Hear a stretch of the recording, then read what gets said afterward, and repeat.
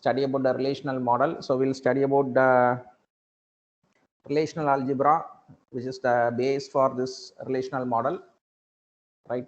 To start with, so this is an example for a relation. So in a relation, the rows are known as tuples, right?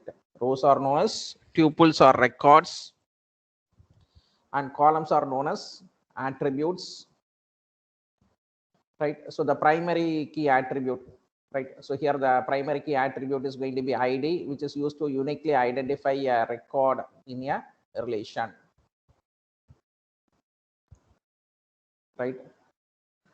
So the set of all allowed values for each attribute is called the domain of the attribute, right? So the set of all possible values that are allowed for an attribute is called as the domain of the attribute, and attributes values are required to be atomic, that is indivisible, right? So later we'll study about different type of attributes. We'll study about simple or atomic attributes and complex composite attributes, right? So what's the difference between composite attributes and atomic attribute is that the composite attributes, the attributes can be further subdivided, right? So for example, the name of a person can be given as first name, last name, middle name, right? Then it is known as so the name of an employee or a name of a student in a relation is going to be composite attribute, since it can be further divided into smaller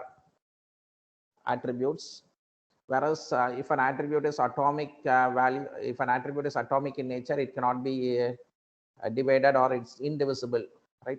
So for example, the roll number is going to be an atomic attribute which cannot be divisible. It's an indivisible attribute, so it is known as atomic attribute.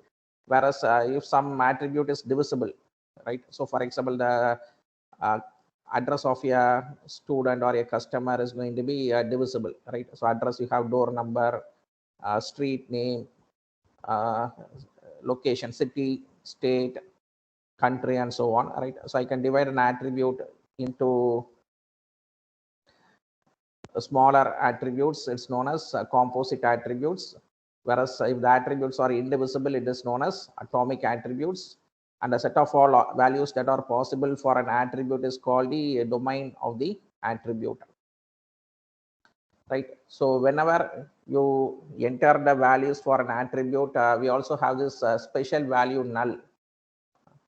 Null is a member of every domain. It indicates the value for an attribute is unknown, right? So instead of filling instead of leaving a value of an attribute empty, we give the operator, null operator. It's a special value that is being given for the attribute whose value is going to be unknown, right? So the null value causes complications in the definitions of many operations, right? So whenever an attribute value is unknown, we have the value as null value.